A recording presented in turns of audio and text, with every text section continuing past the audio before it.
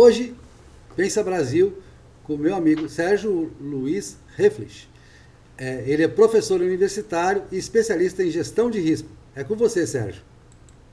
Tudo bom, Aurélio? Prazer estar aqui com você, poder participar desse encontro aí de pensamentos sobre os nossos desafios aí com o país, com o mundo, com o contemporâneo, É uma honra para mim. risco.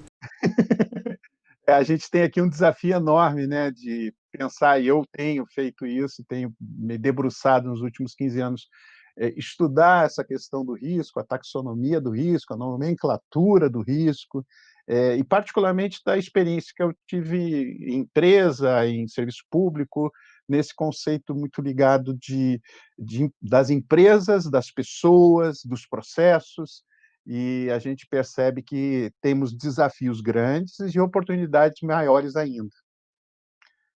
Estamos trabalhando nisso continuamente, aí, pesquisando e discutindo esse assunto.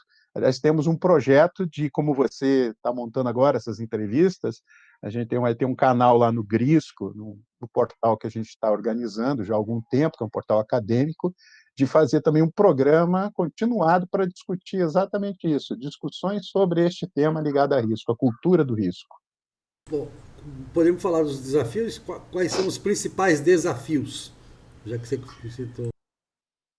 Os desafios assim que a gente tem ele está muito ligado à cultura, né? Se você que fala muito em literatura, muito na questão do comportamento, das artes, quando a gente olha para as culturas, para os mindsets que você tem aí, as pessoas como elas pensam, você vive um pouco, você vai ver que a percepção do risco muda. Ele muda com a idade, né? Os jovens são mais displicentes ou têm mais apetite ao risco. A tendência natural é essa. Mais E o mercado ah, impetuosos, né? Na linguagem literária. mais impetuosos. E é da natureza fisiológica, diz, né? Os estudos demonstram que até 25 anos, principalmente os meninos, são até bastante estudados aí, eles têm um comportamento um pouco mais impetuoso. A partir dali, você tem uma mudança no cérebro e eles começam a ter um comportamento mais conservador. Isso não quer dizer que tenha lá um senhorzinho de 100 anos que gosta de pular de paraquedas, mas isso não é o normal. O normal é o contrário. É a natureza é que você, com a idade, você seja mais conservador. E o jovem mais impetuoso. Também é natural que as meninas sejam mais conservadoras desde sempre. Talvez isso esteja relacionado com a maternidade, a proteção. Bom, esses são os estudos que, por exemplo, o que se reflete no mundo prático, né? No seguro, o cálculo de risco para um automóvel, ele sempre tem você deve ter filhos em casa e tal, você vai ver que o seguro do teu automóvel ele é mais caro se você tem um rapaz com menos de 25 anos em casa. Então, ele se reflete, essa percepção do risco, esse estudo do risco se reflete em custos na prática, né? Então, ele é importante a gente estar monitorando este processo para que os nossos custos sejam adequados. Para entrar um pouco essa na sua área de economia, aí, que você também acho que atua, né? Então, eu percebo que tem aí um desafio enorme de entender, compreendendo o risco, nós teríamos possibilidade de também contribuir para a redução de custos ou de despesas desnecessárias, né? Uma percepção mais realista do que da relação custo-benefício. Em termos práticos, é isso. Em Né, termos do né, mundo né, né, corporativo, é assim que funciona. Você é focado na questão de seguros, né? Na gestão de risco para seguros, né? Não exatamente. Na verdade, o mercado de seguro me cooptou, assim, de certa maneira, há alguns anos. A gente tinha feito um primeiro programa de pós-graduação com foco em cadeias logísticas, nas trocas, nas relações de troca em cadeias produtivas. E a gente fez duas turmas na Fundação Getúlio Vargas, aqui em São Paulo, montamos programas que tinham um foco muito forte, realmente, quem comprava essa ideia. Em 2008, logo depois daquela crise, né, 2009, a gente fez um programa de pós, gestão de estratégica de riscos corporativos, mas o conteúdo acabou se concentrando no modal focado em transportes rodoviários, assim, os temas que mais surgiam eram focados nisso, ou na área de produção industrial. E aí tinha muita gente da área do seguro, né? Esse foi um programa que foi, na verdade, pedido a mim em 2004 e foi solicitado por executivos do mercado de seguro. Eu fiz uma palestra sobre gestão de risco em cadeias logísticas. Eu tinha montado essa área numa empresa que chama uma empresa multinacional, que é a Penske, que era uma joint venture com o Grupo Coty, aqui de São Paulo. A gente montou essa área, a gente foi demandado a montar uma área de gestão de risco, montamos, isso virou um case, esse case virou um curso, esse curso na fundação eu tentei dar uma amplitude mais corporativa, porque eu via que você tinha fornecedores que precisavam entender como tratar desses assuntos, fornecedores de tecnologia, fornecedor de serviços de transportes, fornecedor de serviços de armazenagem, pessoal que também tinha recursos humanos. Então, você começava a andar, e, meu Deus, tem risco para tudo quanto é lado, a gente tem que tratar disso, e tem seguro para tanta coisa ser feita. E a gente ampliou essa visão, e a Escola Nacional de Seguro lançou a possibilidade de retomar esse programa de pós-graduação em 2014, e a gente montou esse programa, está na quinta turma aqui em São Paulo, teve uma turma no Rio, agora com esse EAD talvez isso se congregue num programa nacional, e ele tem agora já realmente uma amplitude muito grande e atendendo às carteiras de seguro, né? A ideia agora eu já consigo, como eu fui aprendendo também, você tem uma série de carteiras. Aliás, hoje eu faço parte da Academia Nacional de Seguro e Previdência, e sou coordenador da Cátedra de Educação em Seguros, assim como também coordenador da Cátedra de Inovação e Operações. O Brasil tem como desafio, né, essa questão, você falou do seguro rodoviário, né? O Brasil tem uma alta incidência, não sei se isso continua, você vai me dizer, de roubo, né? Roubo de veículo, né? Roubo de carga e de veículo no Brasil, né? Que é uma coisa bem que a gente teria que coibir melhor, né? E também tem a questão da formação dos motoristas, né? Que não sei se diminuiria o risco se tivesse uma formação melhor dos motoristas profissionais no Brasil. Você lida com isso? Como é que... Esse foi o tema assim, essencial desse programa, quando começou na FGV, foi interessante isso. Hoje a gente também tem muitos alunos que estudam essa questão. Ontem eu estava revisando um TCC sobre esse assunto. Metade do que tem de TCCs aqui guardados são relativos a transporte, e eu vou lhe dizer que sim, só que já ultrapassamos aí alguns grandes obstáculos. No início desse processo, ele se deu uns 30, quase 40 anos, quase 30 anos atrás, em que se criou a questão do seguro de transporte mesmo, do transporte rodoviário, né? Eu também faço parte do comitê da comissão técnica de seguros do Sindicato de Corretores de Seguros de São Paulo. A gente até fez uma live essa semana, que a gente trata exatamente disso, quer dizer, dos processos no transporte. Quer dizer, você vai ver, hoje a gente já está discutindo ali a questão da tecnologia, da rastreabilidade e dos processos, porque o ser humano, no aspecto roubo, ele já está controlado, de certa maneira, com os cadastros, né, de motoristas. São feitos por empresas de gerenciamento de risco, e foi o primeiro serviço de gestão de risco, de gerenciamento de risco em transporte. Era selecionar o motorista, e isso faz parte do contrato de seguro. Tá? O seguro de transporte, ele obrigatoriamente, quer dizer, a cláusula de exclusão é cadastro de motorista. Eu preciso ter isso, sem isso não tem seguro de transporte. E aí o resto é um plano de gerenciamento de risco, que tem a ver com a parte de processo. Ainda não chegamos e começamos a entrar usando tecnologia para monitorar comportamento, né? Quer dizer, agressividade no volante para evitar acidente, porque pouca gente sabe também que hoje você tem 5 vezes mais roubos de carga por acidente, porque tomba uma carga, as pessoas vão lá e violam o que sobrou da carga e somem com ela, mais do que o roubo mesmo, mais do que os ataques de bandidos. É muito doido isso. Então, ficou na memória, existe aí uma memória de que o roubo é um problema. Ele é um problema, não é um problema pequeno, nós estamos falando de pelo menos antes da pandemia, cerca de 2 bilhões de reais por ano de carga segurada, né? É um prejuízo muito grande para o país, mas isso tem uma conexão muito forte também, Aurélio, com a questão do crime organizado, né? Então, não é só o motorista, existe um contexto que permite que essas cargas sejam roubadas. Existe uma questão tributária que o pessoal não leva em conta, que estimula o roubo, né? Eu já falei em alguns lugares aqui em fóruns políticos, Assembleia Legislativa, tal, fiz um questionamento justamente numa CPI de roubo de carga, o pessoal fingiu que não ouviu, porque envolve, quando você tem uma carga tributária muito alta, você estimula o roubo de carga, entendeu?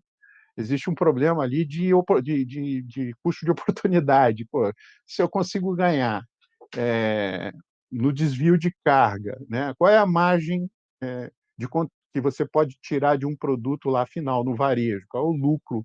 Qual é a margem de lucro? 3, 4, 5%. Se só um imposto corresponde a 18, 12 a 19%, que é o ICMS, fora os outros impostos, a chance de alguém querer cometer um ilícito é muito grande, É, né? É um estímulo ao roubo, é um estímulo à eu criminalidade. sou um Né? estudioso das causas tributárias, você vê minhas postagens também sobre isso. Aham, Lógico, o Brasil, isso, além de o Estado cultivar privilegiados, né, com dinheiro público, que concentra renda diretamente, né, uhum, mais da metade da nossa classe alta é de funcionários públicos, você uhum. ainda tem esse imposto regressivo, extremamente regressivo, você cobra muito pouco imposto sobre a renda e sobre o imposto condominial, Patrimônio. sobre o patrimônio, né? E cobra muito imposto sobre a circulação de mercadorias. E eu vejo aqui em Salvador, você vê nas ruas, às vezes no centro, pessoas vendendo claramente mercadoria roubada, mercadoria de baixo valor agregado, inclusive. Isso é estranho, né? Você vê o cara vendendo margarina, coisas assim, que a carga não é tão valiosa considerando o peso dela, né?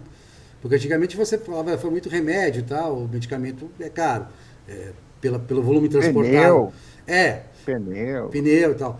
Mas hoje você vê nas ruas vendendo coisas de baixo valor agregado. É por causa disso. Na verdade, quando que eu tive esse insight? Na verdade, foi uma constatação. Eu estava num evento de uma associação de transporte internacional, e aí o pessoal lá da Argentina falando que o roubo de carga começou a surgir. Eles têm o IVA na Argentina. E tinha implantado IVA e, de repente, começou um roubo de carga. E aí fomos se questionar o que estava havendo. Não tinha muito tempo, eles simplesmente começaram a tributar aquela questão do cimento, começaram a tributar o cimento. E aí o que mais se roubava era caminhão que ia para a obra, né? Roubava o cimento, mas roubava também o resto do material de obra que não tinha tributação. Então ali ficou muito evidente. Aquilo ali para mim foi assim, é isso. O problema é a tributação. E a Argentina nos disse isso quando ela tinha o IVA, né, que não estimulava, e de repente eles começaram a sobretaxar ou fazer a cobrança na origem, não no destino, né? Porque o IVA ele cobra no destino. O fato gerador é na entrega, não é na origem. Nós temos uma série de problemas tributários que vão muito além do que na minha cabeça, né? Vão muito além do. Eu não sou especialista nisso, mas fica claro para mim como processo que o problema tributário, até o momento da tributação, isso tem a ver com risco também. Qual é o momento que eu me aproprio de determinado ativo, né? Determina o risco que eu tenho. E a questão tributária tem muito a ver com isso. Se eu cobro antecipado um imposto que eu tenho que cobrar no destino, eu estou estimulando a possibilidade de fraude. Simples assim, né? Porque entre chegar até o destino, o imposto já foi cobrado, para que alguém vai fiscalizar se o dinheiro já está no caixa, né? Então, é praticamente assim, é o Estado estimulando a criminalidade. Ele pode aumentar a receita dele pelo desvio da carga. E é o que acontece. Na verdade, eu não tenho como me ressarcir desse imposto. Além, Ele já foi pago. além dos problemas claros do Brasil, né? Falta polícia repressiva, falta polícia investigativa, falta o judiciário Mas aí eu acho que funcionando, falta a lei eu não para sei manter o se cara enxugar preso. gelo. E é por isso que eu fui estudar riscos, porque, de novo, a questão da segurança, esse é um conceito que me é caro. Essa coisa de vir depois que a casa foi arrombada, essa percepção do... Você veja, olha que interessante essa história dos bombeiros, né? Um estudo, o primeiro artigo que eu escrevi foi sobre acessibilidade hospitalar para falar de bombeiros. O que era um bombeiro? O bombeiro é o cara que ia lá combater o incêndio, é o herói que coloca a sua vida em risco em função da vida alheia e tal. Hoje, você praticamente, se pegar o Rio de Janeiro, o soldado, ou aqui mesmo em São Paulo, o soldado do fogo, ele tem pouca importância, ele é um herói que, na verdade, você vai encontrar ele em busca de salvamento, né, nos grandes desastres, desmoronamento, chuva, inundação, mas incêndio, como é que você resolveu a questão do incêndio? Com prevenção, na, na prevenção de incêndio. Raramente você vai ver incêndios. Agora tem muito incêndio florestal, né? Mas nas cidades isso foi equacionado. Percebe? No Rio de Janeiro ficou até uma distorção. Eu conheço um pouco mais lá, porque eu estudei esse caso lá, em relação à acessibilidade hospitalar. Você hoje tem uma massa de oficiais que são médicos, porque o grupo de socorro e emergência ficou, que é aquele socorro de ambulância, você tem um oficial em cada ambulância daquela, resultado, você tem mais oficiais médicos no Corpo de Bombeiro do Rio de Janeiro do que tem o combatente do fogo. Então, porque a prevenção e diminuiu o número de mortes ou de acidentes no Rio por causa do GSE? Não. Eu simplesmente estou enxugando gelo, né? O que acabou foi os incêndios, porque eu tive uma medida preventiva. Eu acreditei que era melhor, como sociedade, prevenir e como organização, né? Os bombeiros, como área de prevenção, do que a área de repressão ou de combate depois. Eu acho que o exemplo também está lá no Rio Grande do Sul, quando a gente não aceita mais expor as pessoas ao perigo de morrer incendiadas, né? O caso lá da Boate Kiss é um exemplo, né? As pessoas São cobram, medidas de parece, prevenção, né?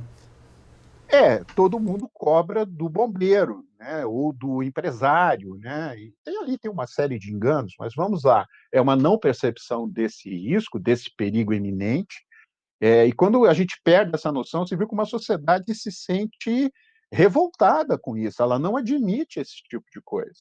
E eu acho que a gente também tem que ter a mesma percepção por roubo de carga. A gente continua permitindo, esse é o nosso problema. Aí tem um problema cultural, um problema de olhar a propriedade, e aí vem uma questão realmente complicada que entra também, perpassa essa questão é, da percepção do risco, que é o hedonismo, né? Eu percebi, eu fiz alguns artigos para jornais aí, solicitados pela escola, a Escola Nacional de Negócios Seguro, na época, a Escola Nacional de Seguro, para escrever sobre aquela queda lá da ciclovia Tim Maia lá. E o que a gente percebe? Tinha lá 2 cadáveres caídos no chão e as pessoas jogando bola em torno daqueles 2 cadáveres, né? Lá no Rio se chama Altinho, né? Fica jogando bola ali e tal. E aí aquilo chocou as pessoas, porque a percepção é a seguinte, ó, é, eu estou aqui para ser feliz, né? Eu não estou aqui para ter razão. Risco tem um pouco essa discussão. Você está aqui para ser feliz ou para ter razão? Não sei. Eu tenho uma outra frase, não sei se vale aí para ser escrita. Eu penso assim: eu não tenho, eu tenho todas as razões para ser feliz, porque ser feliz sem razão é simplesmente ser um bobo, né? Um retardado, um louco. Quem ri sem razão é louco. Eu sempre, Não tem outra eu sempre razão. falo da lenda campesina, né? Diz que o camponês é feliz. Aquela, é muito antiga essa lenda, da época do Império Romano. O camponês é Hum, feliz porque não sabe das coisas, porque não tem informação, né? Como se o isso. conhecimento fosse a causa do sofrimento. E não é, isso é uma lenda, isso não corresponde à realidade. Quanto mais conhecimento temos, mais nós estamos preparados, como você mesmo disse, para enfrentar os riscos. Né? Sim, No caso, com responsabilidade, com coragem e com submissão àquilo que vamos dizer assim, é porque as pessoas também não entendem que existe uma coisa que a gente chama de risco sistêmico, são coisas que a gente não muda, sabe? E você trata isso na economia. Por exemplo, impostos, toda a parte estrutural, ela está relacionada, né, o risco político é um risco sistêmico. Nós não vamos mudar isso a curto prazo. Então, a gente modela matematicamente isso como um custo, correto? Não é isso que você faz na economia? sim, e no Você mercado. modela. E bota preço nesse troço, não, né? o mercado financeiro que é puro risco, né? Exato. Então, só que você puro trabalha risco com o não. quê? Puro risco, na opinião, quer dizer, uma vez eu conversando com um diretor financeiro de uma empresa aqui da Bahia, e ele me dizia, eu nunca vi um grafista na Veira Solto. Já vi vários fundamentalistas. Por quê? Porque, na verdade, você querer entender o mercado financeiro sem nenhum fundamento, por mais que você trabalhe com derivativos e não com o produto em si, é muito mais arriscado. Você aumenta o seu risco, né? A partir do momento que você conhece os fundamentos do mercado, que você quer dizer, sobre o que aquele derivativo opera, você está mais habilitado a prever situações, né? Acho que, claro, ninguém tem bola de cristal para o que vai acontecer, qual vai ser a cotação da bolsa na segunda-feira, qual vai ser, como é que vai estar o câmbio, ninguém tem bola de cristal. Mas em determinadas situações pode conter até o pânico, eu acho, né? Porque você sabe qual o fundamento por trás. Você trazendo esse tema mais contemporâneo do pânico que nós estamos imersos nesse momento, com a pandemia do Covid-19, é uma coisa interessante. Eu acompanho, eu Foi acompanho. pânico para os Hã? outros. Foi pânico para os outros. A partir do momento, já em fevereiro, que eu tinha uma análise clara do epidemiológico, eu disse, isso aí não vai afetar a produtividade. Se não vai afetar a produtividade, ele será passageiro. Sim, como toda a pandemia, ela é passageira. Então, vamos pensar no seguinte: eu acompanho, porque eu tenho que dar aula, eu tenho que ter fontes de referência. Eu peguei e fui captando aquelas informações do World Economic Forum, né? Lá tem um report de riscos, é um repórter anual, um relatório anual. E aí eu fui olhar o relatório, nos últimos 10 anos eles vão descontinuando o risco de pandemia, exatamente no período onde começam a surgir os artigos científicos, lá de Taiwan, dizendo que haveria uma probabilidade alta de uma disseminação de uma pandemia por vírus, do modelo corona especificamente. Quer dizer, aí você pensa o seguinte, né? Os players globais que se reúnem em Davos, que fazem esses relatórios, eles construíram essa possibilidade, né, de que não se teria, pelo discurso, né, porque os fatos, os estudos científicos diziam o contrário, a partir de 2011, foi justamente quando eles foram retirando a relevância do relatório da possibilidade de pandemia, até que nos últimos 5 anos nem é citado mais no relatório, eu acho que nos últimos 9 anos. E aí ele cai para um índice assim desprezível entre os 10 maiores riscos que eram percebidos, e aí, no final, aí, aos 5 anos, eles nem aparecem, e de Mas repente isso, surge. Sérgio, Sim, eu posso fazer um contraponto para você? pode, Eu por acho que o favor. Banco Mundial fez uma coisa correta do ponto de vista diminuir esse risco. Por quê? Porque esse risco diminuiu no momento que você teve o ebola e o antiviral foi efetivo, você teve rapidamente uma resposta de antiviral que você não tinha antigamente para ele. E em outros casos também, de outros vírus, você teve um avanço nos antivirais. A AIDS foi fantástico, né? Você simplesmente reduziu carga viral a zero e isso reduziu a contaminação, inclusive. Então, você tem tido uma evolução na indústria farmacêutica muito boa em relação aos antivirais. E se confiou nisso. O que não se podia contar, aí se diz até aquela coisa do vírus chinês, né? O que não se podia contar é que ia aparecer um vírus que não reage a nenhum antiviral conhecido. E isso realmente era um risco muito baixo, né? Você observando os outros vírus, você via, não, isso aqui não está acontecendo. É, o Então, que, a, o que na prática alguns médicos dizem o contrário, que ele reage ao antiviral, mas que alguns não querem aceitar, precisam uma classificação muito alta de comprovação para poder justificar isso, que na prática não é isso que está acontecendo, inclusive aí na Bahia, Porto Seguro está dando um exemplo disso, né? Então, você vê como o risco tem a ver com percepção, como essa pandemia ela está muito mais no campo da percepção do risco do que do campo do fato concreto, né? Da realidade. A gente está vivendo muito mais uma percepção das coisas e não a realidade das coisas. E isso vale para a felicidade e vale para o desespero e o terror. Quer dizer, um mundo hedonista, ele é ciclotímico entre esses dois movimentos. Para quem trabalha com risco, é ótimo, porque a gente consegue ter um pouco mais de realidade, a gente sempre vai estar percebendo as coisas de maneira mais prática, Nunca, né, nunca, e nunca, capturando Sérgio, ganho com isso. Sérgio, nunca foi tão bom viver para quem tem essa visão mais tranquila, mais calma da realidade, mais serena, para quem se baseia no conhecimento. Quem se É deixa levar verdade. pela torcida da vez, pelo grupo da vez, pela turba da vez, aquela coisa, efeito manada, realmente é uma coisa. Você fica abismado como as pessoas conseguem ser idiotas em relação a coisas que são óbvias. Não, e é interessante que elas não usam a verdadeira vacina, que é as redes sociais, já é a vacina que nasce no século passado, no final do século passado, para curar a ignorância, né? Você veja que coisa interessante, é uma vacina poderosíssima, mas que as pessoas preferem se apegar às suas percepções da realidade. Ela tem a informação, ela tem o dado, ela pode ser crítica àquilo, ela pode questionar aquilo, ela pode testar, mas ela prefere defender as suas percepções. É muito interessante isso, como é cultural, né? Pior que isso, Sérgio. Eu até tenho gente que não me entende, né? Ele diz assim, rapaz, se eu vou para a área política, ou qualquer debate de ideias que seja, eu tenho que Uhum, ler duas vezes mais o meu adversário do que o cara que está a meu favor.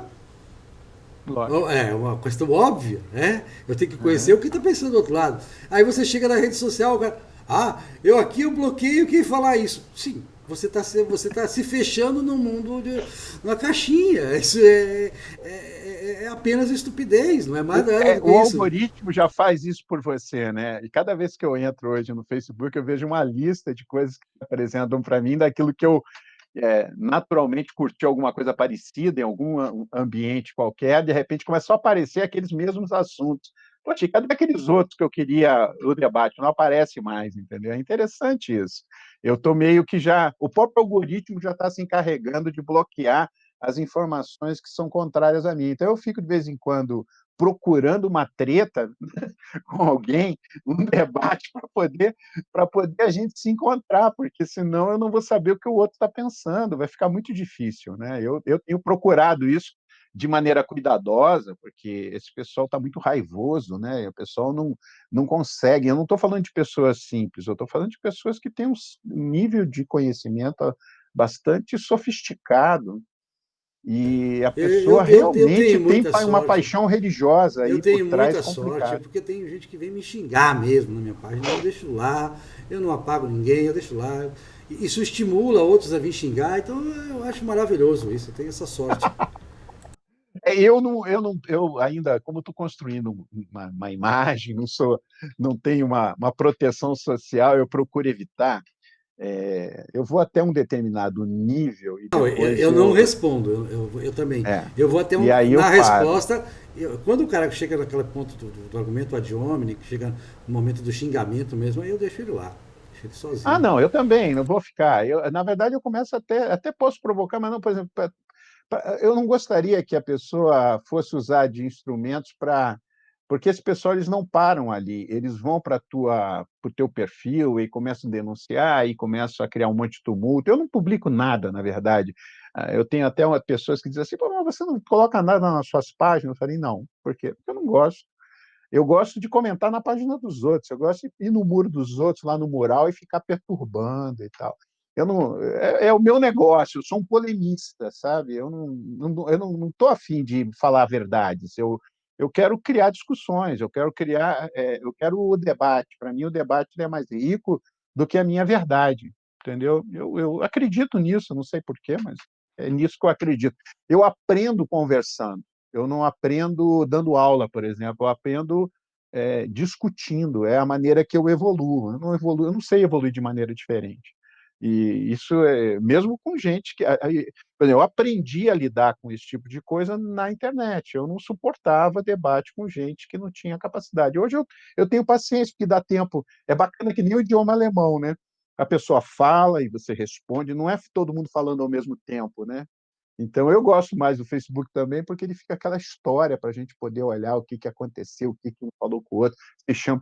Pô, quando chega no WhatsApp, isso não existe. Aquilo vai sumindo lá para cima na história do negócio e você perde a referência. Aí vira realmente um negócio que Tem gente que discute no WhatsApp, eu acho impossível isso. Ou no Instagram, acho que aquilo ali não funciona para mim, eu não Não, gosto dessa. não, e eu tenho, eu olho no meu canal, né, Google Analytics, né, tem a ferramenta que é muito boa. É uma ótima ferramenta de risco, né? Não deixa de ser análise de risco, não.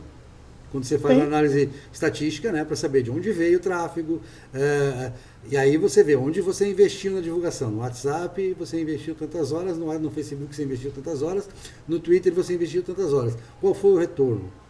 Ele traz Uhum. lá de onde veio o tráfego. Né? E aí você É. vê que o WhatsApp não funciona.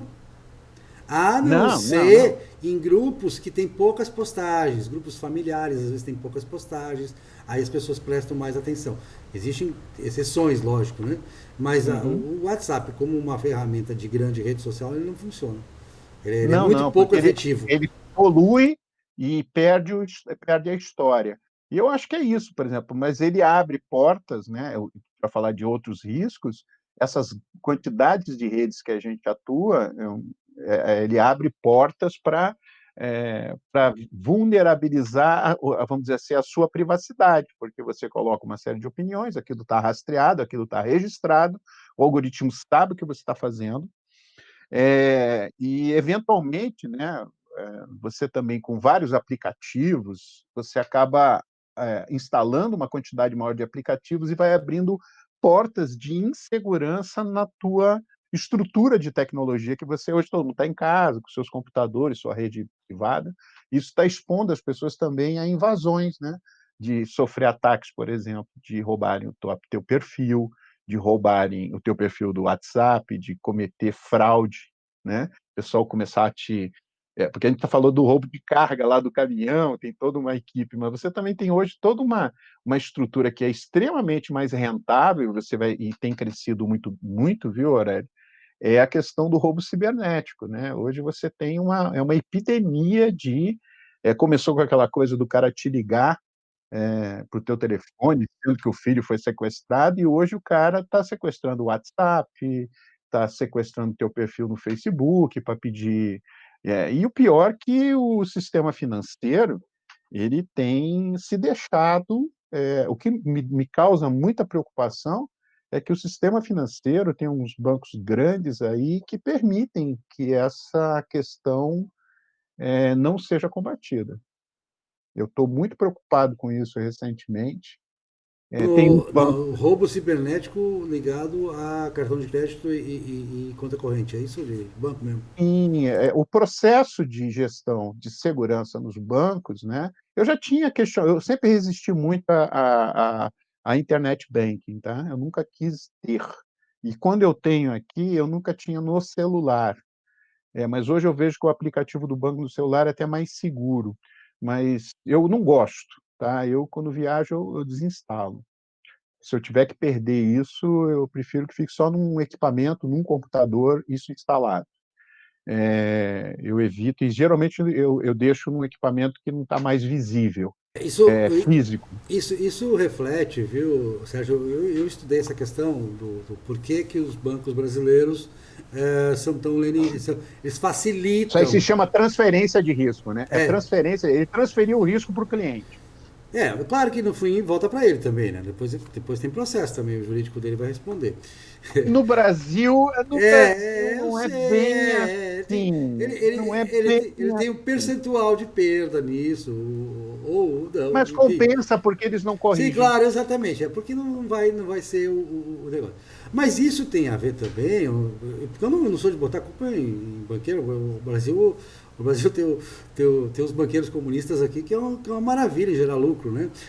Nossa, não Não, preciso falar o na nome do verdade, banco, não eles precisa são falar o nome. simplesmente aqueles que tiveram o privilégio de estar num país que não tem concorrência, que é uma coisa melhor do que isso. É Sim, uma maravilha. bom, mas de qualquer maneira, eu não os culpo tanto, eu não os demonizo tanto assim, porque tem um outro lado nisso, Sérgio, fazendo outro contraponto, que é a Uhum. ignorância digital do brasileiro, né? O brasileiro, poxa, eu vejo, às vezes o cara vai, eu vejo no caixa lá, o caixa gerenciado, caixa de luxo, né? Agências de luxo, tá lá, a senhorinha lá, pô, tá, paga meu boleto aqui, né? Pô, A gente tem DDA, tem um monte de coisas para você fazer isso aí. Aí eles procuram facilitar ao máximo porque as pessoas têm dificuldade, as pessoas têm dificuldade no caixa eletrônico. O analfabetismo digital no Brasil é uma coisa pior do que o analfabetismo normal, né, que já é muito ruim. Eu Então, vou discordar de você um eu pouco. Sabe acho, por eu quê? acho o É, brasileiro muito analfabeto digitalmente e o eu banco vai discordo. facilitar para o cara conseguir. Honestamente, eu vou discordar de você por várias questões, por várias evidências, tá? Eu não posso provar, mas eu vou te dar algumas evidências.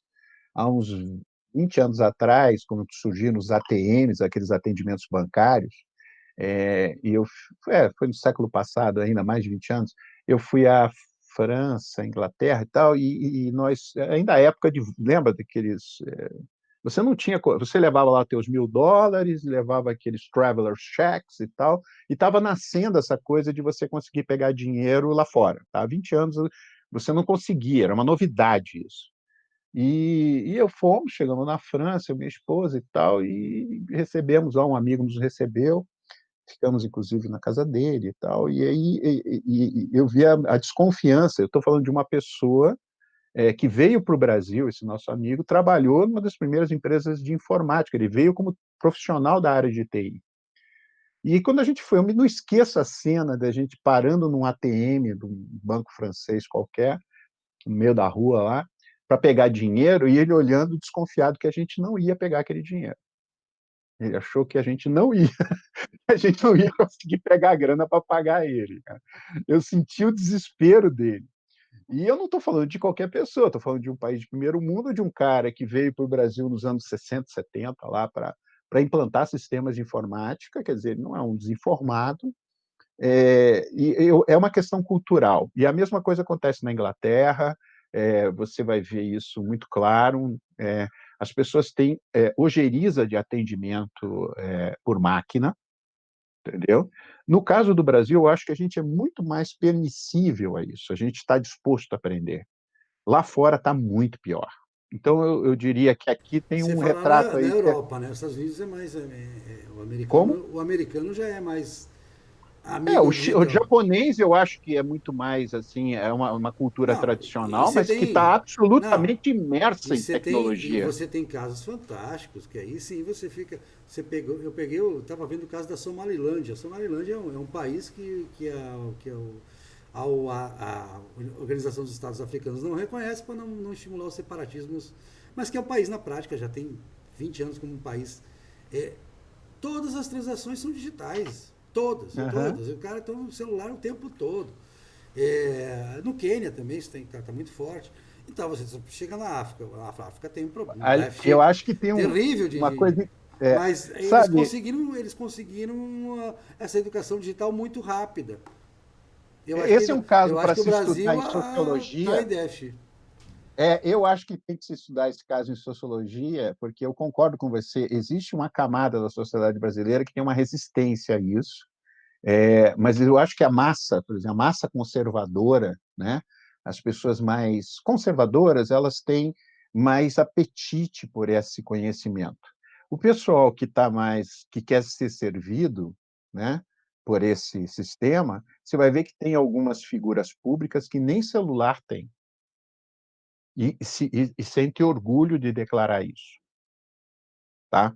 Então, é para você ter uma ideia de que eu acho que aqui tem um caso de estudos, ao invés de a gente pensar lato sensu, o brasileiro não se adapta bem. Eu digo o contrário, porque é a sociedade que, depois da americana, talvez é o que mais tenha perfis em redes sociais, né? Não existe comparação. E é uma sociedade, e se você vai nas Ela sociedades é a mais que gasta mais tempo. abertas, Ela oi, gasta não mais só tem tempo, mais perfil, como gasta mais tempo. isso, então eles têm esse apetite. E quando você vai para uma sociedade que é mais liberal, você vai ver o contrário. Você vai perceber o contrário, um comportamento quase que avesso à tecnologia. Ele só suporta a tecnologia por uma questão assim, não tendo o que fazer, a gente vai lá e tudo bem, usa esse troço aí. Nós não, nós temos vontade. Você vê que a sociedade, a pessoa se sente com vontade. Você pega assim vamos pegar um exemplo, pega um caminhoneiro que a quantidade hoje de sites de caminhoneiros, postando as viagens e comentando a sua vida em rede social, é um negócio brutal, cara. E quando a gente, lá atrás, eu estou falando agora, quando eu cheguei aqui em São Paulo, há 15 anos atrás, a gente, vou colocar rastreador no caminhão, esses caras não vão querer digitar. O caminhoneiro hoje edita vídeo na boleia do caminhão. E a gente, há 15 anos atrás, estava preocupado se o cara ia fazer os comandos de rastreamento, porque o cara não ia resistir a isso.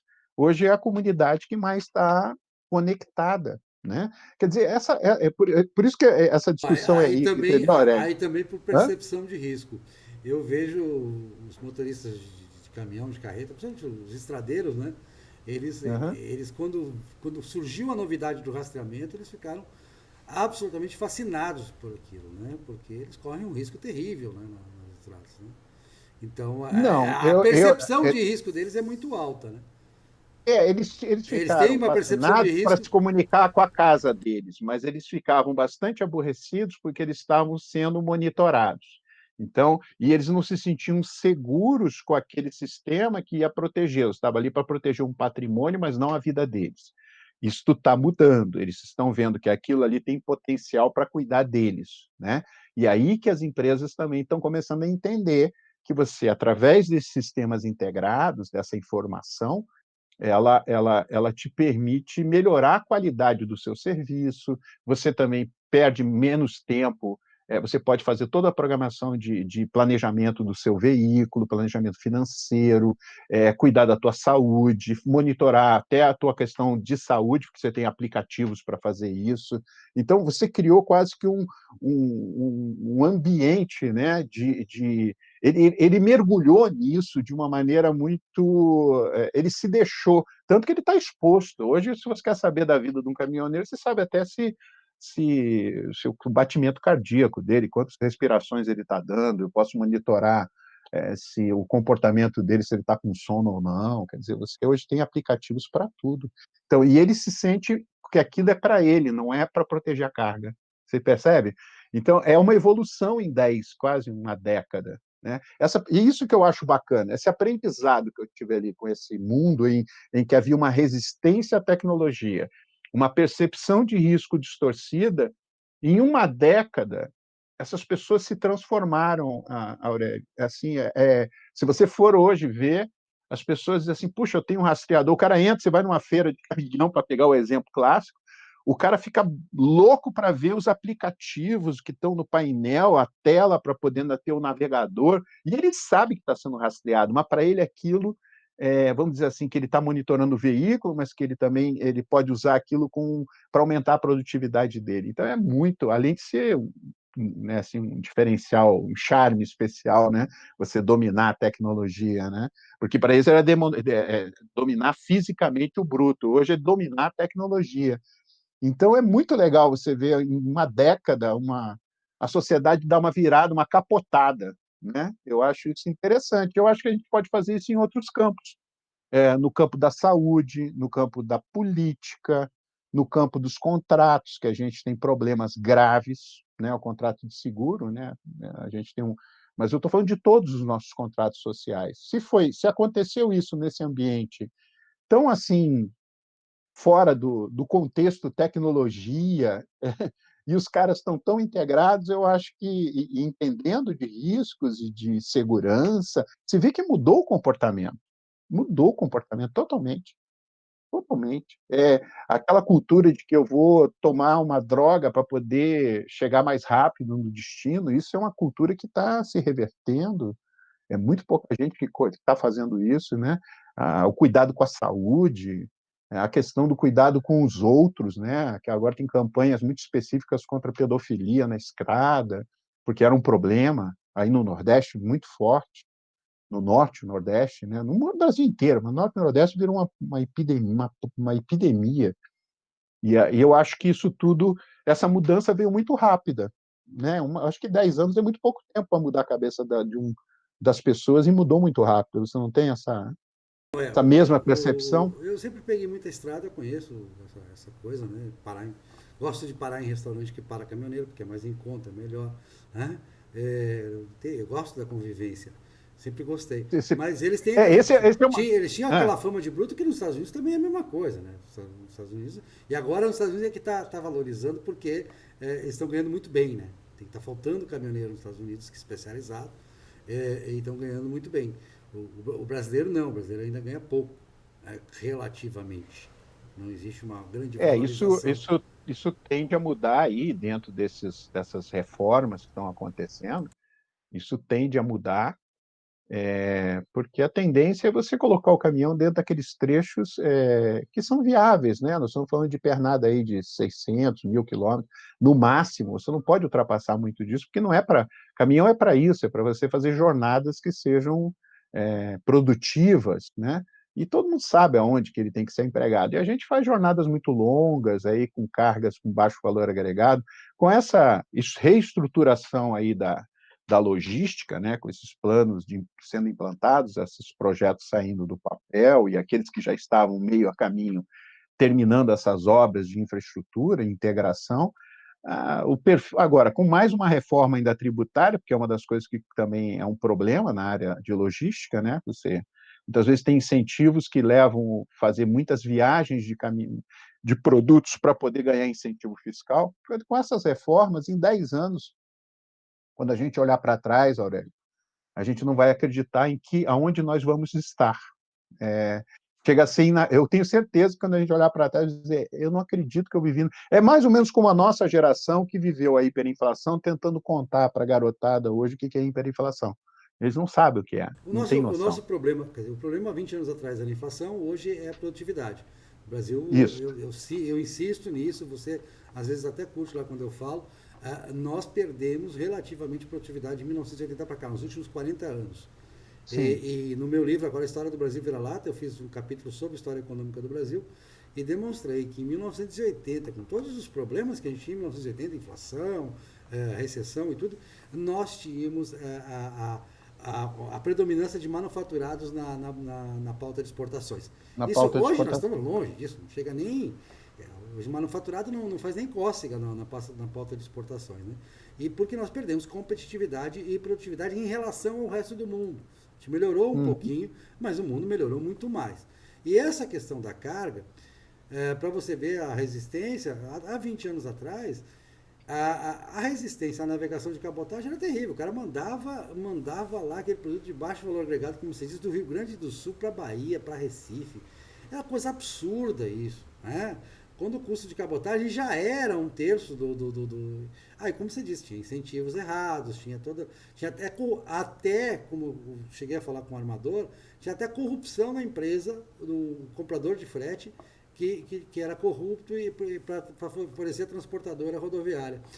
Porque o armador não dava, o armador já era um nível, já era uma empresa internacional, não dava aquele incentivo em corrupção, e aí o cara pegava, contratava o rodoviário porque o cara da transportadora devolvia uma parte do dinheiro para ele. Até Sim. isso, claro que isso não é, a gente gosta de dizer que ser brasileiro, isso é universal. Corrupção e roubo, acho que, não sei se É, você já eu, analisou risco em outros países nessa questão rodoviária, existe corrupção e roubo em tudo quanto é lugar, né? sim, sim, por exemplo, na Alemanha não foi pego aquele pessoal traficando lá, aquele motorista traficando pessoas. Isso é conversa.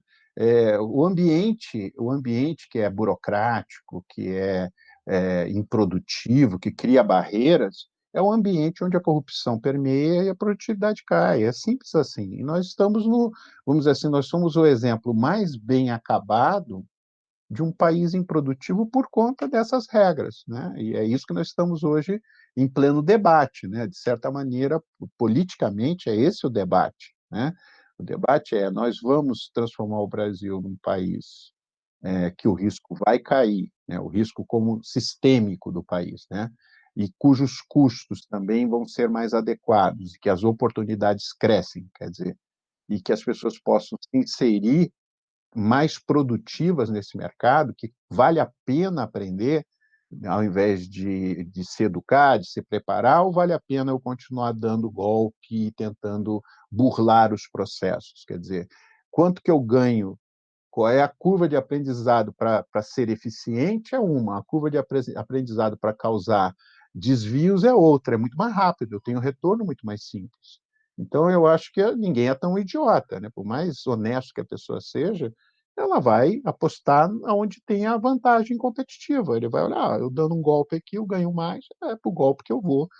Eu não tenho muito a perder, né? Qual é a chance de eu ser preso? Ah, nenhuma. Então, é assim que vai ser. Então, é meio assim, a pessoa faz constrangido, mas faz porque precisa, ou porque quer, ou porque a oportunidade é melhor. Então, se o ambiente ele te estimula esse tipo de comportamento, esse ambiente é esse que nós vivemos. Quer dizer, o pessoal tem reflexos, as pessoas querem tratar isso de uma maneira ética, né, como se fosse uma coisa moral. A história que você coloca no teu livro do Brasil Vira-Lata tem, tentando fazer esse confronto, né? Mas isso, no nosso caso, eu acho que tem um problema, já te comentei isso, né? Existe um problema de nós desconhecermos a nossa essência mesmo, e eu acho que você faz um excelente trabalho nesse livro, que você traz essa. A gente ainda não trabalhou bem a sociologia da composição indígena na nossa cultura e como é que é o comportamento deles, e o efeito dos europeus, como que essas interfaces se dão. E eu acho assim que se eu disser que a nossa moralidade ela é africana, eu não tenho a menor dúvida. Eu tenho convicção que somos um povo minimamente decente pela herança africana que temos, mais do que qualquer outra influência, apesar de nossa dupla origem vem lá do sul, dos imigrantes alemães, austríacos, no meu caso.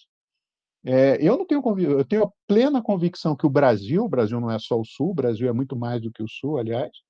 O Brasil ele tem uma tradição de ética, de conservadorismo muito focado na cultura africana. Eu não tenho aqui que na verdade se sincretiza aqui, ela se mistura aqui, ela se adapta muito bem. E era a maior parte da população, não podia ser diferente, né? É pela composição da população que é majoritariamente negra durante alguns séculos, Sim, 2 séculos na pelo menos. formação, sim. Inclusive, eu tenho um livro, Cor e Fé, é uma ficção que eu ambiento um pouco mais de 200 anos atrás em Salvador. E aí, o meu Uhum. principal personagem é um Hausa, que compõe o norte da atual Nigéria, né, onde fica a capital da Nigéria hoje.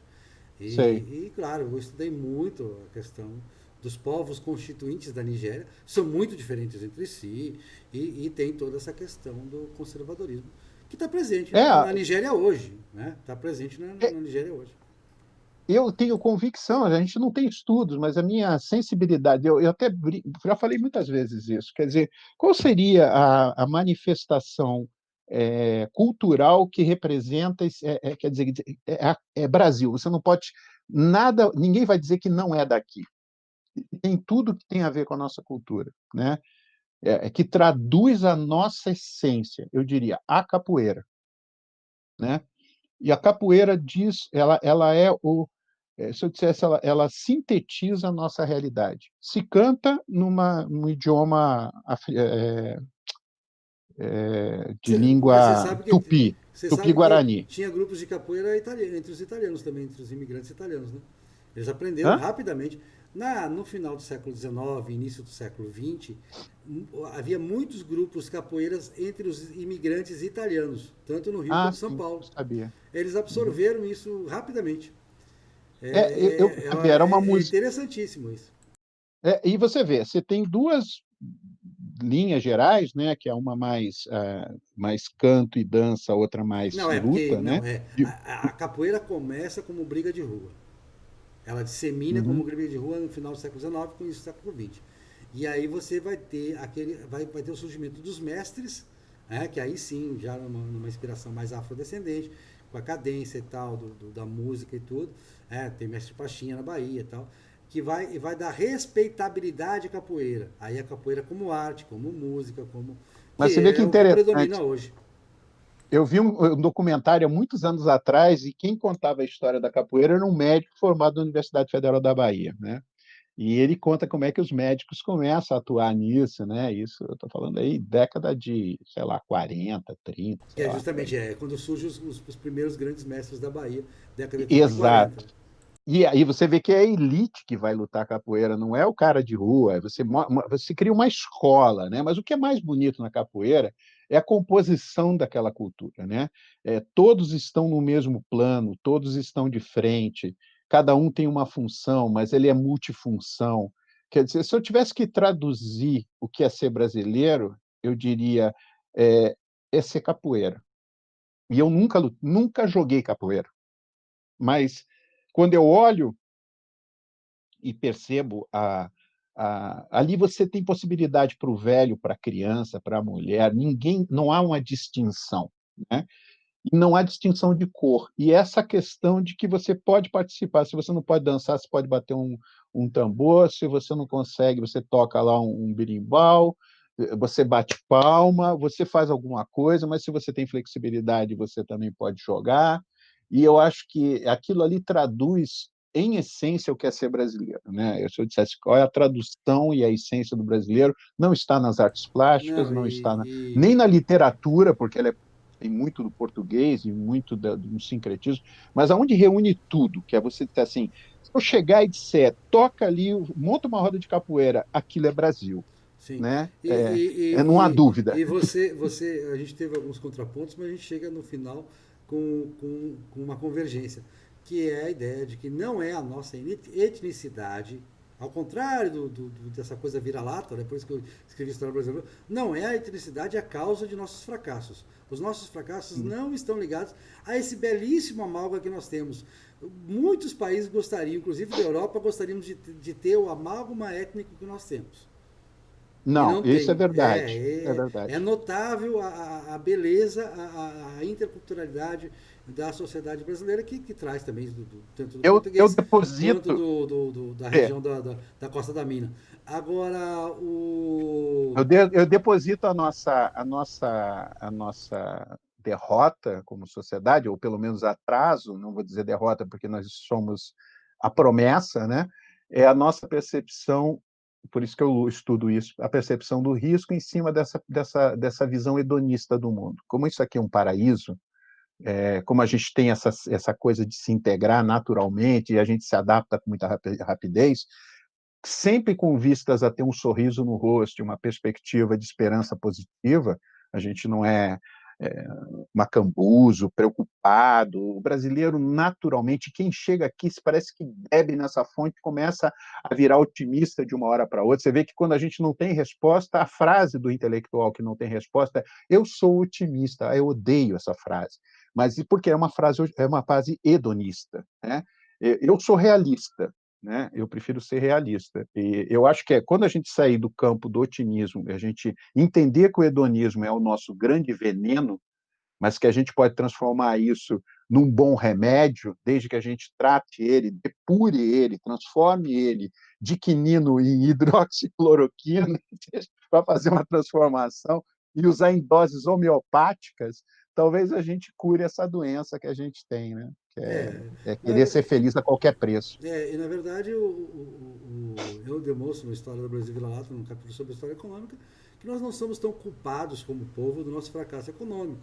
Que nós vivemos circunstâncias de uma continentalidade muito forte.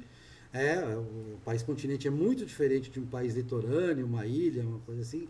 O processo econômico é completamente diverso. E há uma grande parcela da população dentro dessa continentalidade que ficou isolada lá com terras ácidas e sem transporte. Aí a gente voltou para a sua questão do gestão de risco rodoviário, logístico. Um dos grandes gargalos do Brasil foi o transporte, porque era muito caro transportar do interior. E nós só tivemos, quando nós tivemos a Mogiana, as ferrovias do final do século XIX, começo do século XX, elas foram concentradas em São Paulo, até Ribeirão Preto, até São José do Rio Preto. E você nota como essas regiões são riquíssimas hoje em relação ao resto do país, porque elas puderam ter isso antes dos outros. Os outros chegaram depois e chegaram atrasados, aí já estavam marcando passo, aí realmente a coisa ficou muito mais difícil. É Mas verdade. então você tem circunstâncias na história do Brasil, e isso não é culpa de alguém. São circunstâncias. Por que descobriu ouro em Goiás no início do século XVIII, né? Pronto, encheu de gente em Goiás, o povo ficou lá. Por muito tempo não teve o que fazer, a terra era ácida. Por que criava É. boi? Porque era a única coisa que se criava. Você tentasse plantar alguma coisa ali, você diz, hoje o cerrado, sim, o cerrado é porque você tem correção de solo. Porque se você não tiver correção de solo, o cerrado não dá nada. É só ver. Quem conhece cerrado sabe que aquilo ali não precisa. Você tenta plantar um pé de milho no cerrado natural. Não vai nascer nada. Uhum. E aí por aí vai, né? A gente não. A gente carrega muitas culpas históricas que não deveriam ser culpas, né? Eu acho que se a gente começar a olhar sobre essa ótica, como eu te disse, por que eu me debrucei, eu fui jogado, não sei, um pouco também, a gente não sabe decidir se a gente foi levado a isso, mas me apaixonei e cada vez me apaixono mais sobre essa ótica do risco, é porque mais do que o mercado seguro, você vê como é que eu estou lá metido no mercado seguro, mas o mercado seguro fala muito do seguro, da segurança e tal, e eu acho que é uma palavra que é enxugação de gelo, as pessoas só vão perceber o que é segurança quando ela perceber o que é risco. Como ela é hedonista, ela quer tomar risco, então ela não aceita ferramentas de proteção. Por exemplo, quando você fala de produtividade, traduzir isso para oportunidade é a grande chance, porque na mente humana, principalmente do brasileiro, eu acho que do mundo em geral, mas o brasileiro em particular, a questão de poder ter sucesso, de ser feliz ou de avançar diante das dificuldades, não importa a forma, ela é o que nos move. E eu É, acho que a percepção do risco é isso que vai. o epicurismo, eu gosto de você falar hedonismo, mas para mim o hedonismo tem claras raízes em Epicuro, né? Tanto na fuga da dor quanto na busca do prazer. Sim, Eu chamo de epicurismo, você sabe que eu também tenho livro de filosofia. E sim. aí, uma coisa que eu noto que ajudou o Brasil, e você parece que, não sei se você quer falar sobre isso, eu sou católico, mas eu tenho uma grande admiração pela obra arminiana no Brasil, pela obra calvinista e arminiana. E você também, às vezes, eu vejo você comentar sobre isso. E aí a Ah, gente sim. aproveita, já que a gente já passou de uma hora, e você falar um pouco do Sérgio Pessoa para a gente encerrar com esse É. tema. Então, Sérgio Pessoa, eu vou fazer uma remanescência rápida, que pode ser em 2 minutos, né? É basicamente sim, eu sou nascido lá em Curitiba e aos 10 anos fui para o Rio de Janeiro, então eu tive contato com uma Ué, cultura nós absolutamente da nascemos, cidade da capital mais fria para a capital mais quente, nós nascemos em cidades etnicamente completamente semelhantes, que é Caxias do Sul. totalmente. Caxias do Sul e Curitiba mereciam ser vizinhos, né?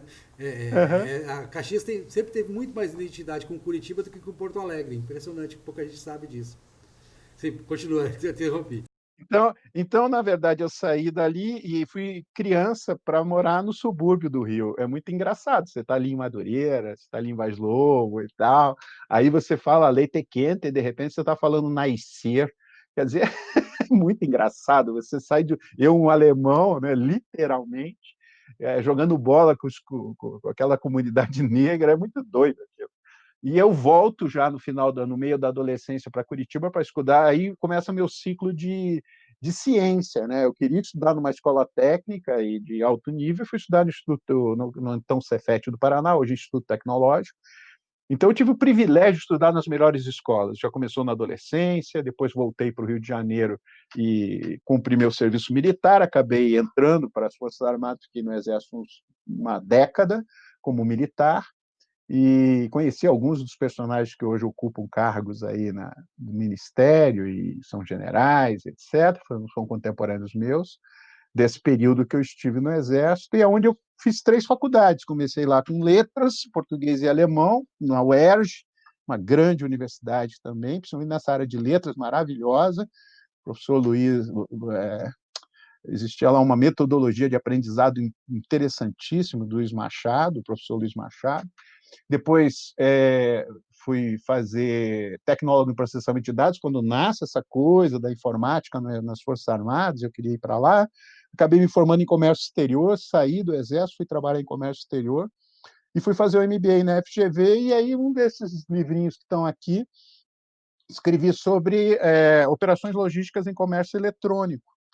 E aí me chamaram para ser professor da FGV, quer dizer, eu era bem, até muito pouco experiente para estar lá, eu sempre confesso isso, e me pediram para fazer um mestrado, eu fui fazer na UFRJ, na COP, que também é um ícone, né? Quer dizer, você fazer um MBA na FGV, um mestrado na COP, que é a maior universidade federal do Brasil, e aí fiz o meu mestrado lá na área de portos, né, na área de portos secos, né, então fizemos um trabalho já com indicadores de desempenho e risco, foi quando começo a mexer com essa questão do risco, que eu trabalhava já em São Paulo, quando eu fui fechar minha dissertação, eu já tinha vindo para São Paulo no último ano, e aí eu vim trabalhar numa operador logístico e percebi a demanda dessa questão do risco, né, na verdade quem deu essa ideia foi até um executivo, eles queriam me colocar na área de segurança, porque eu tinha sido militar, eu falei, não tem nada a ver, militar com risco, o pessoal acha que tem, mas é diferente, né, não é a mesma coisa, não vou entrar em detalhes nisso, mas tem muito a se fazer ainda também no ambiente militar. Fiz o meu. Aí, quando eu montei o MBA, que a gente estava comentando no início dessa apresentação, quando eu montei na FGV, montei com foco em gestão de risco corporativo e chamei o pessoal da USP. E aí, esse pessoal da USP, que agora eu faço parte lá mas ajudo eventualmente em pesquisas nessa área de risco, resolveram me convidar para fazer o doutorado, fiz o doutorado com foco específico em cadeias produtivas, e agora eu estou correndo para fazer o pós-doc. Não sei se vou fazer aqui, vou fazer umas propostas esse ano, vamos ver se o ano que vem a gente está aí, se for aceito lá numa escola militar, que eu estou pensando aqui na ICEM, que aí eu poderia voltar a contribuir com um pouco que eu tenho dessa experiência do jovem, agora mais maduro, dar o retorno para a força e pela influência que eles estão tendo na política, trazer riscos, o estudo do risco, ao invés de só de incerteza, né, parte probabilística, e no campo estratégico, que é onde eu quero começar a evoluir.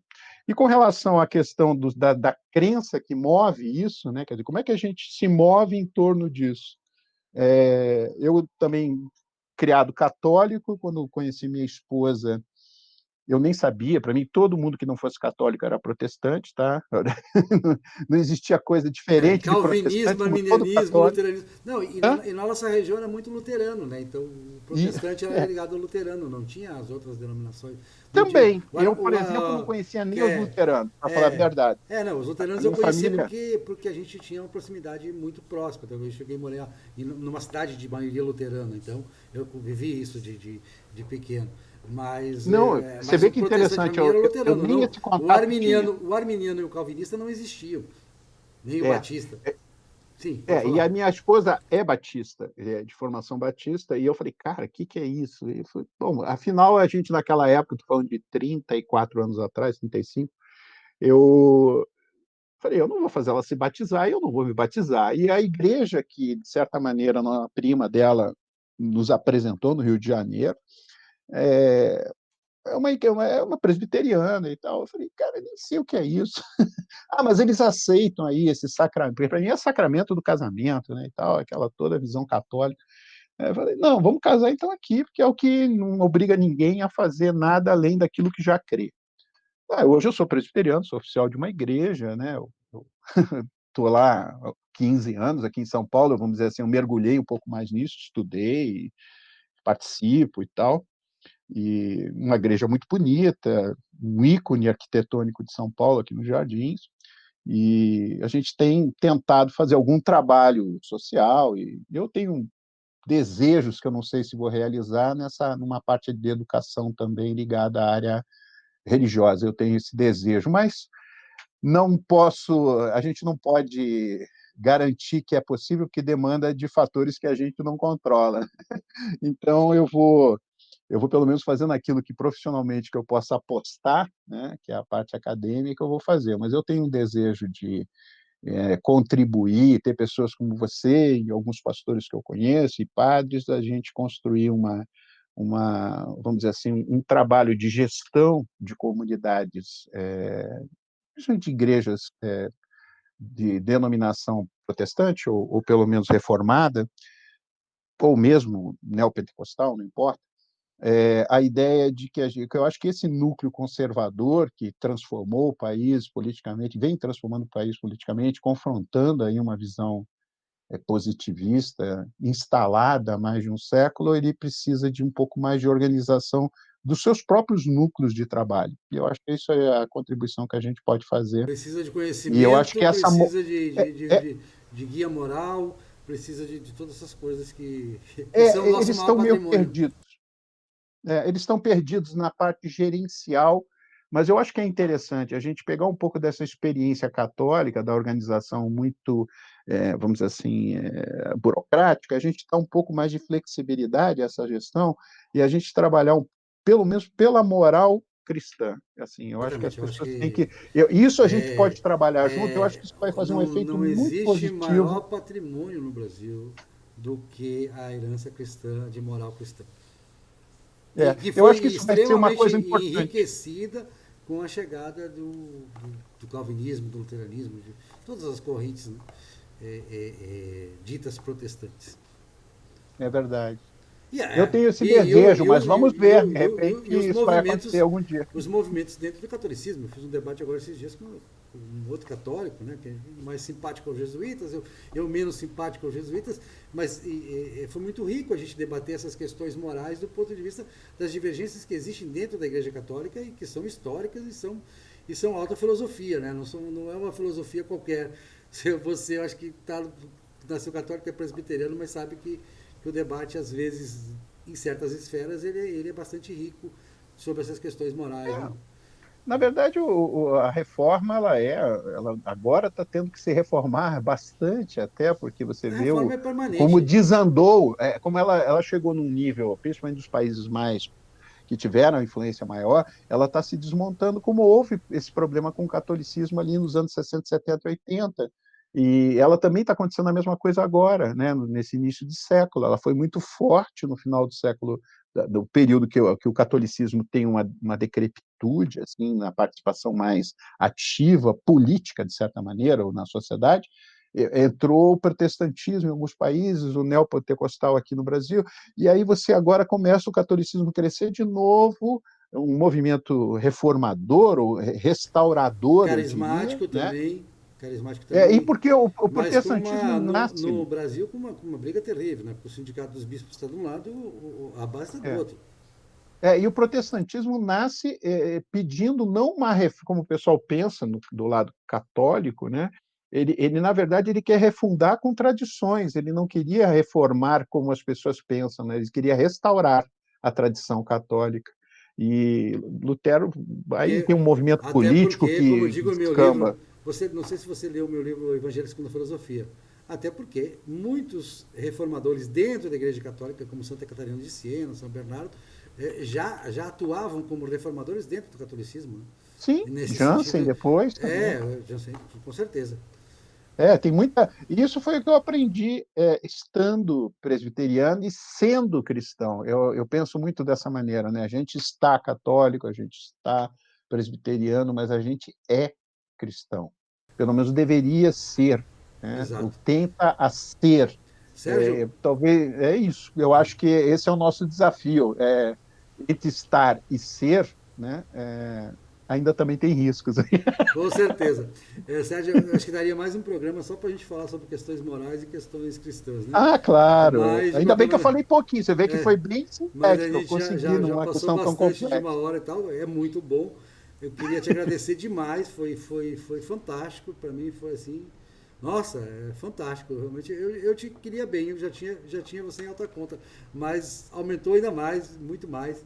Eu estou maravilhado com o teu conhecimento e com a tua gentileza, a tua forma de lidar, porque isso também é importante, né? Saber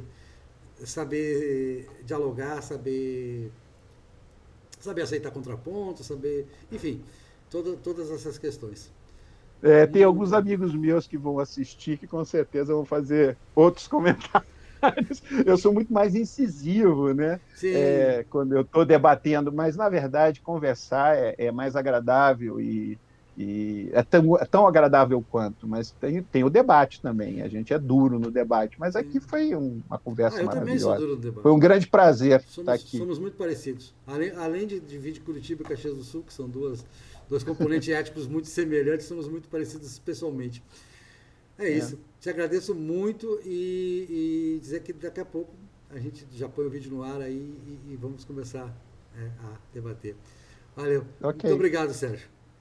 Obrigado a você. Um Valeu. abraço. Abração.